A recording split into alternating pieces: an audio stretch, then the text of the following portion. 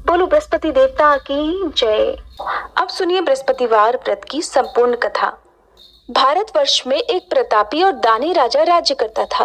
वह नित्य गरीबों और ब्राह्मणों की सहायता करता था। ये बात उसकी रानी को अच्छी नहीं लगती थी।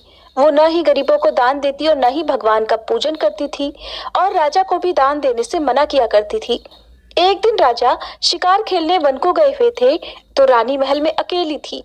उसी समय बृहस्पति देव साधु वेश में राजा के महल में भिक्षा के लिए गए और भिक्षा मांगी।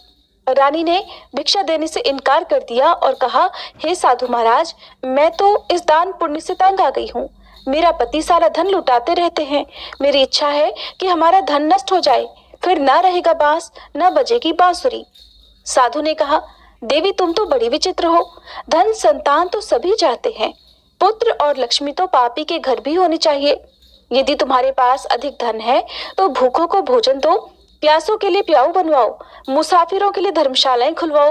जो निर्धन अपनी कुंवारी कन्याओं का विवाह नहीं कर सकते, उनका विवाह करा दो। ऐसे और कई काम हैं जिनके करने से तुम्हारा यश लोक परलोक में फैलेगा। परंतु रानी पर उपदेश का कोई प्रभाव न पड़ा। कहने लगी, महाराज आप मुझे कुछ मत समझाइए। मैं ऐसा धन नहीं चाहती जो हर जगह बांटती फिरूं।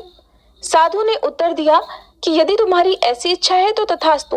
तुम ऐसा करना कि बृहस्पतिवार को घर लीपकर पीली मिट्टी से अपना सिर धोकर स्नान करना, भट्टी चढ़ाकर कपड़े धोना। ऐसा करने से आपका सारा धन नष्ट हो जाएगा। इतना कहकर वह साधु महाराज वहां से आलोप हो गए।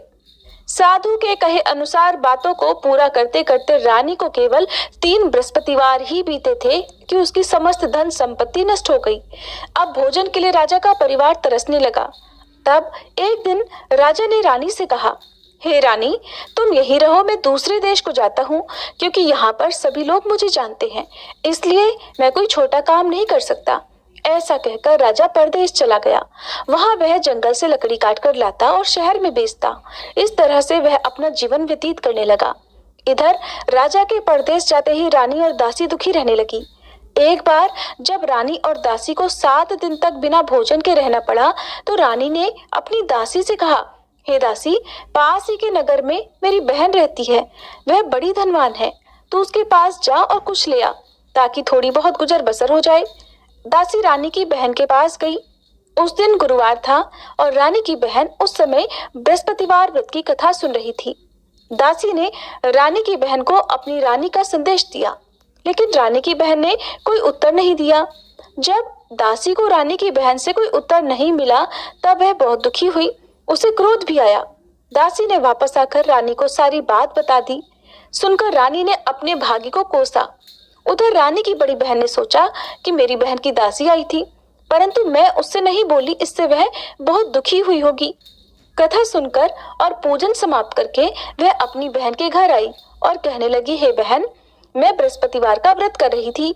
तुम्हारी दासी मेरे घर आई थी, परंतु जब तक कथा होती है तब तक न तो उठते हैं और न ही बोलते हैं, इसलिए मैं नहीं बोली। कहो दासी क्यों गई थी? रानी बोली, बहन तुमसे क्या छुपाऊं, हमारे घर में खाने तक को अनाज नहीं था। ऐसा कहते कहते रानी की आंखें भर आई।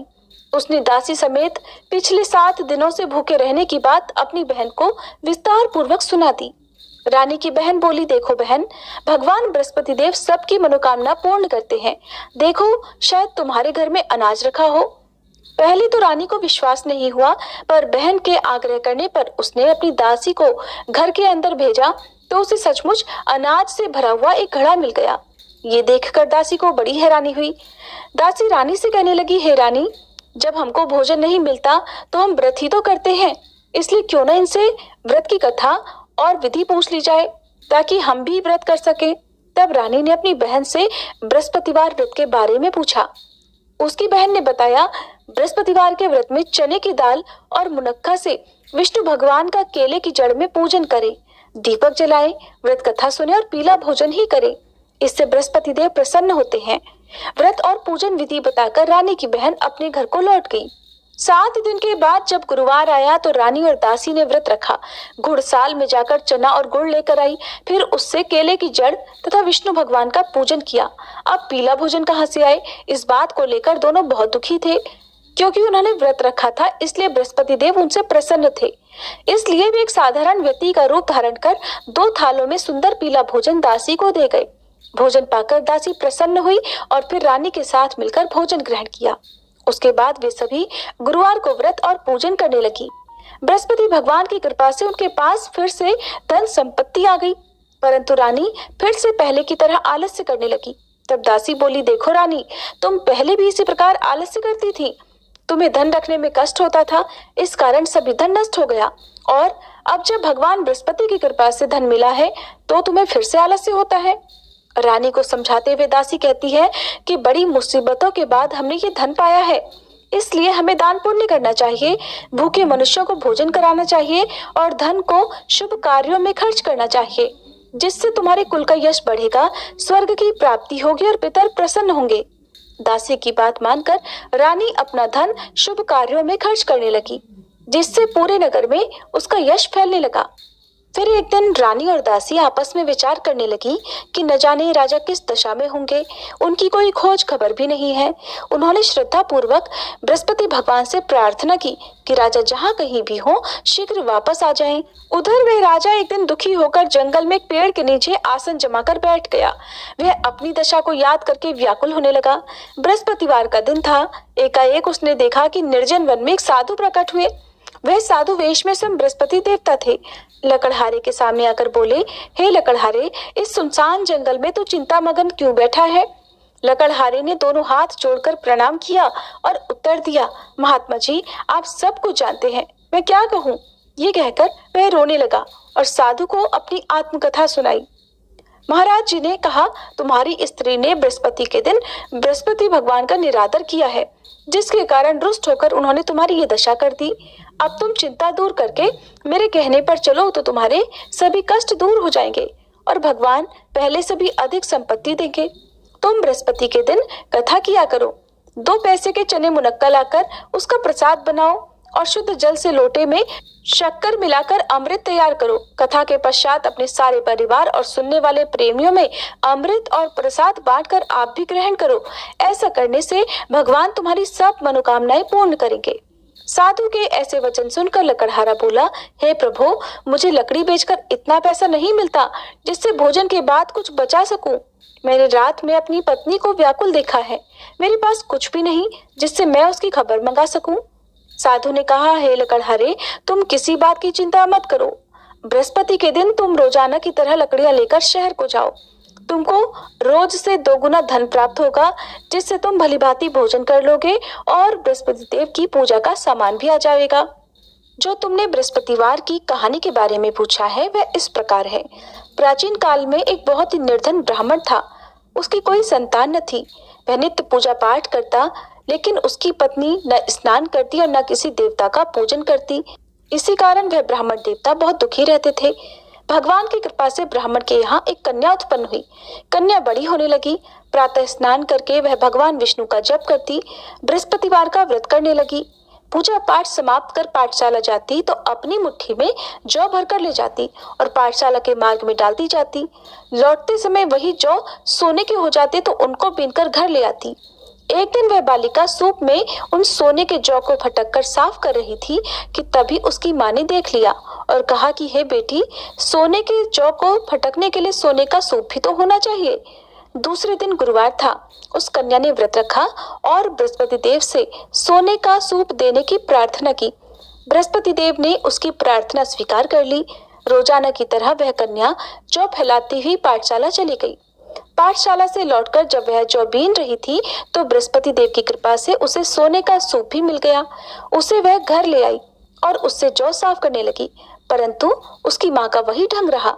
एक दिन की बात है, कन्या सोने के सूप में जब जौ साफ कर रही थी, उसी समय उस नगर का राजकुमार वहां से निकला। कन्या के रूप और कार्य को देखकर वह उस पर मोहित हो गया। राजमहल आकर वह भोजन और जल त्याग कर उदास होकर लेट गया। राजा को जब राजकुमार द्वारा अन्न जल त्यागने का समाचार पता चला तो अपने मंत्रियों के साथ वह अपने पुत्र के पास गया और कारण पूछा। राजकुमार ने राजा को उस लड़की के घर का पता भी बता दिया। मंत्री उस लड़की के घर गया। मंत्री ने ब्राह्मण के सामने राजा की ओर से निवेदन किया। कुछ ही दिन बाद ब्राह्मण की कन्या का विवाह राजकुमार के साथ संपन्न हो गया। इधर कन्या के घर से जाते ही ब्राह्मण देवता के घर में पहले की तरह गरीबी का निवास हो गया। एक दिन दुखी होकर वह ब्राह्मण अपनी पुत्री से मिलने गए। बेटी ने पिता की अवस्था को देखा और अपनी माँ का हाल पूछा। ब्राह्मण ने सभी हाल कह सुनाया। तब कन्या ने बहुत सारा धन देकर अपने पिता को विदा कर दिया। लेकिन कुछ दिन बाद फिर वही हाल हो गया। ब्राह्मण फिर अपनी कन्या के यहाँ गया और सभी हाल कहा तो पुत्री बोली, हे पिताजी, आप माताजी को यहाँ लिवा लाओ, मैं उन्हें वह विधि बता दूंगी जिससे गरीबी दूर हो जाए। ब्राह्मण देवता अपनी पत्नी को साथ लेकर अपनी पुत्री के पास राजमहल पहुंचे तो पुत्री अपनी माँ को समझाने लगी, हे माँ, तुम प्रातःकाल स्नानादि करके विष्णु भगवान का पूजन करो तो सब दरिद्रता दूर हो जाएगी। परंतु उसकी माँ ने उसकी एक भी बात नहीं मानी। वह प्रातःकाल उठकर अपनी पुत्री की बची जूठन को खा लेती थी। एक दिन उसकी पुत्री को बहुत गुस्सा आया। उसने अपनी माँ को एक कोठरी में बंद कर दिया।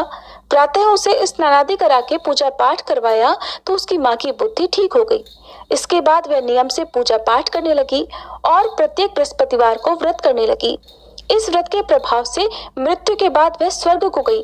वह ब्राह्मण भी सुख पूर्वक इस लोक का सुख भोगकर स्वर्ग को प्राप्त हुआ। इतना कहकर साधु अंतर ध्यान हो गए। धीरे धीरे समय बीतने पर फिर वही बृहस्पतिवार का दिन आया। लकड़हारा जंगल से लकड़ी काटकर किसी शहर में बेचने गया। उसे उस दिन और दिन से अधिक पैसा मिला। राजा ने चना गुड़ आदि लाकर गुरुवार का व्रत किया। उस दिन से उसके सभी क्लेश दूर हुए। परंतु जब दोबारा गुरुवार का दिन आया तो बृहस्पतिवार का व्रत करना भूल गया। इस कारण बृहस्पति भगवान नाराज हो गए। उस दिन उस नगर के राजा ने विशाल यज्ञ का आयोजन किया था और शहर में ये घोषणा कर दी कि कोई भी मनुष्य अपने घर में भोजन न बनाए न आग जलाए, समस्त जनता मेरे यहाँ भोजन करने आए। इस आज्ञा को जो न मानेगा उसे फांसी की सजा दी जाएगी। इस तरह की घोषणा संपूर्ण नगर में करवा दी गई।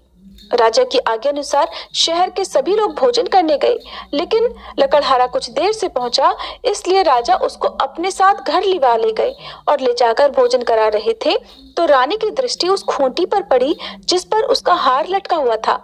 वह वहां पर नहीं दिखाई दिया। रानी ने निश्चय किया कि मेरा हार इसी मनुष्य ने चुरा लिया है। उसी समय सिपाहियों को बुलाकर उसको कारागार में डलवा दिया। जब लकड़हारा कारागार में पड़ गया और बहुत दुखी होकर विचार करने लगा कि न जाने कौन से पूर्व जन्म के कर्म से मुझे यह दुख प्राप्त हुआ है, और उसी साधु को याद करने लगा जो कि जंगल में मिला था। उसी समय तत्काल बृहस्पति देव साधु के रूप में प्रकट हुए और उसकी दशा को देखकर कहने लगे, अरे मूर्ख, तूने बृहस्पति देव की कथा नहीं करी, इस कारण तुझे ये दुख प्राप्त हुआ है। अब चिंता मत कर, बृहस्पतिवार के दिन कारागार के दरवाजे पर 4 पैसे पड़े मिलेंगे, उनसे तू बृहस्पति देव की पूजा करना, तेरे सभी कष्ट दूर हो जाएंगे। बृहस्पति के दिन उसे 4 पैसे मिले। लकड़हारे ने कथा कही। उसी रात को बृहस्पति देव ने उस नगर के राजा को स्वप्न में कहा, हे राजा, तुमने जिस आदमी को कारागार में बंद कर दिया है वह निर्दोष है, वह राजा है, उसे छोड़ देना। रानी का हार उसी खूंटी पर लटका है। अगर तू ऐसा नहीं करेगा तो मैं तेरे राज्य को नष्ट कर दूंगा। इस तरह रात के स्वप्न को देखकर राजा प्रातःकाल उठा और खूंटी पर हार देखकर लकड़हारे को बुलाकर क्षमा मांगी और लकड़हारे को योग्य सुंदर वस्त्र आभूषण देकर विदा कर दिया। बृहस्पति देव की आज्ञा अनुसार लकड़हारा अब अपने नगर को चल दिया। राजा जब अपने नगर के निकट पहुंचा तो उसे बड़ा आश्चर्य हुआ। नगर में पहले से अधिक बाग, तालाब, कुएं तथा बहुत सी धर्मशाला, मंदिर आदि बन गई हैं। राजा ने पूछा, ये किसका बाग और धर्मशाला है? तब नगर के सब लोग कहने लगे, ये सब रानी और बांदी के हैं। तो राजा को आश्चर्य हुआ और गुस्सा भी आया। जब रानी ने ये खबर सुनी कि राजा आ रहे हैं तो उन्होंने बांदी से कहा, हे दासी, देख, राजा हमको कितनी बुरी हालत में छोड़ गए थे। हमारी ऐसी हालत देखकर वो लौट ना जाए, इसलिए तू दरवाजे पर खड़ी हो जा। आज्ञा अनुसार दासी दरवाजे पर खड़ी हो गई। राजा आए तो उन्हें अपने साथ लिवा लाई। तब राजा ने क्रोध करके अपनी रानी से पूछा कि ये धन तुम्हें कैसे प्राप्त हुआ है? तब उन्होंने कहा, हमें ये सब धन बृहस्पति देव के इस व्रत के प्रभाव से प्राप्त हुआ है। अब राजा ने निश्चय किया कि 7 रोज बाद तो सभी बृहस्पति देव का पूजन करते हैं, परंतु मैं प्रतिदिन दिन में 3 बार कहानी और रोज व्रत किया करूंगा। अब हर समय राजा के दुपट्टे में चने की दाल बंधी रहती और दिन में 3 बार कहानी कहता। एक रोज राजा ने विचार किया कि चलो अपनी बहन के यहाँ हो आए। इस तरह निश्चय कर राजा घोड़े पर सवार होकर अपनी बहन के यहाँ को चलने लगा। मार्ग में उसने देखा कि कुछ आदमी एक मुर्दे को लिए जा रहे हैं। उन्हें रोककर राजा कहने लगा, अरे भाइयों, मेरी बृहस्पति देव की कथा सुन लो। वे बोले, लो, हमारा तो आदमी मर गया है, इसको अपनी कथा की पड़ी है। परंतु कुछ आदमी बोले, अच्छा कहो, हम तुम्हारी कथा भी सुनेंगे। राजा ने दाल निकाल ली और जब कथा आधी हुई थी कि मुर्दा हिलने लग गया, और जब कथा समाप्त हो गई तो राम राम करके वह मनुष्य उठकर खड़ा हो गया। आगे मार्ग में उसे एक किसान खेत में हल चलाता मिला। राजा ने उसे देखा तो उससे बोले, अरे भैया, तुम मेरी बृहस्पतिवार की कथा सुन लो। किसान बोला, जब तक मैं तेरी कथा सुनूंगा तब तक 4 हरैया जोत लूंगा। जा, अपनी कथा किसी और को सुनाना। इस तरह राजा आगे चलने लगा। राजा के हटते ही बैल पछाड़ खाकर गिर गए और उस किसान के पेट में बड़ी जोर का दर्द होने लगा। उसी समय उसकी माँ रोटी लेकर आई। जब उसने ये देखा तो अपने पुत्र से सब हाल पूछा और बेटे ने सभी हाल कह दिया। तो बुढ़िया दौड़ी दौड़ी उस घुड़सवार के पास गई और उससे बोली कि मैं तेरी कथा सुनूंगी, तू अपनी कथा मेरे खेत पर चलकर ही कहना। राजा ने बुढ़िया के खेत पर जाकर कथा कही, जिसके सुनते ही बैल उठ खड़े हुए और किसान के पेट का दर्द भी बंद हो गया। राजा अपनी बहन के घर पहुंचा। बहन ने भाई की खूब मेहमानी की। दूसरे रोज प्रातःकाल राजा जगा तो वह देखने लगा कि सब लोग भोजन कर रहे हैं। राजा ने अपनी बहन से कहा, ऐसा कोई मनुष्य है जिसने भोजन ना किया हो, मेरी बृहस्पतिवार की कथा सुन ले। बहन बोली, है भैया, ये देश ऐसा ही है।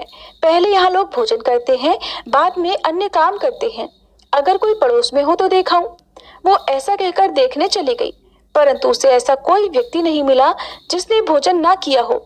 अतः वह एक कुम्हार के घर गई जिसका लड़का बीमार था। उसे मालूम हुआ कि उनके यहाँ 3 रोज से किसी ने भोजन नहीं किया है। रानी ने अपने भाई की कथा सुनने के लिए कुम्हार से कहा। वह तैयार हो गया। राजा ने जाकर बृहस्पतिवार की कथा कही, जिसको सुनकर उसका लड़का ठीक हो गया। अब तो राजा की प्रशंसा होने लगी। एक दिन राजा ने अपनी बहन से कहा, हे बहन, अब हम अपने घर को जाएंगे, तुम भी तैयार हो जाओ। राजा की बहन ने अपनी सास से कहा। सास ने कहा, हाँ चली जा, परंतु अपने लड़कों को मत ले जाना, क्योंकि तेरे भाई की कोई संतान नहीं है। बहन ने अपने भैया से कहा, हे भैया, मैं तो चलूंगी, पर कोई बालक नहीं जाएगा। राजा बोला, जब कोई बालक नहीं जाएगा तब तुम भी जाकर क्या करोगी। बड़े दुखी मन से राजा अपने नगर को लौट आया। राजा ने अपनी रानी से कहा, हम निर्वंशी राजा हैं, हमारा मुंह देखने का धर्म नहीं है और कुछ भोजन आदि नहीं किया। रानी बोली, हे प्रभु, बृहस्पति देव ने हमें सब कुछ दिया है, वह हमें संतान अवश्य देंगे। उसी रात को बृहस्पति देव ने राजा से स्वप्न में कहा, हे राजा, उठ, सभी सोच त्याग दे, तेरी रानी गर्भ से है। राजा को ये बात सुनकर बड़ी खुशी हुई। 9वें महीने में उसके गर्भ से एक सुंदर पुत्र पैदा हुआ।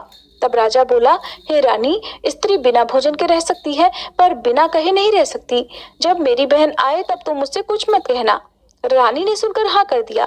जब राजा की बहन ने ये शुभ समाचार सुना तो वह बहुत खुश हुई और बधाई लेकर अपने भाई के यहाँ आई। तभी रानी ने कहा, घोड़ा चढ़कर तो नहीं आई, गधा चढ़ी आई। राजा की बहन बोली, भाभी, मैं इस प्रकार न कहती तो तुम्हें संतान कैसे मिलती। बृहस्पति देव ऐसे ही हैं, जैसे जिसके मन में कामनाएं हैं सभी को पूर्ण करते हैं। जो सद्भावना पूर्वक बृहस्पतिवार का व्रत करता है और कथा पढ़ता है अथवा सुनता है, दूसरों को सुनाता है, बृहस्पति देव उसकी सभी मनोकामनाएं पूर्ण करते हैं। प्रेम से बोलिए बृहस्पति देवता की जय। ओम जय बृहस्पति देवा, स्वामी जय बृहस्पति देवा। छिन छिन भोग लगाऊं, कदली फल मेवा। ओम जय बृहस्पति देवा। तुम पूर्ण परमात्मा, तुम अंतर्यामी, स्वामी तुम अंतर्यामी। जगत पिता जगदीश्वर, जगत पिता जगदीश्वर, तुम सबके स्वामी। ओम जय बृहस्पति देवा।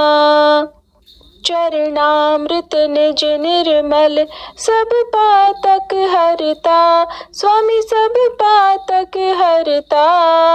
सकल मनोरथ दायक, सकल मनोरथ दायक, कृपा करो भरता। ओम जय बृहस्पति देवा। तन मन धन अर्पण कर। जो जन शरण पड़े स्वामी, जो जन शरण पड़े। प्रभु प्रकट तब होकर, प्रभु प्रकट तब होकर, आकर द्वार खड़े। ओम जय बृहस्पति देवा। दीन दयाल दयानिधि, भक्तन हितकारी, स्वामी भक्तन हितकारी। पाप दोष सब हरता, पाप दोष सब हरता, भव बंधन हारी। ओम जय बृहस्पति देवा। सकल मनोरथ दायक, सब संशय तारो, स्वामी सब संशय तारो। विषय विकार मिटाओ, विषय विकार मिटाओ, संतन सुखकारी। ओम जय बृहस्पति देवा।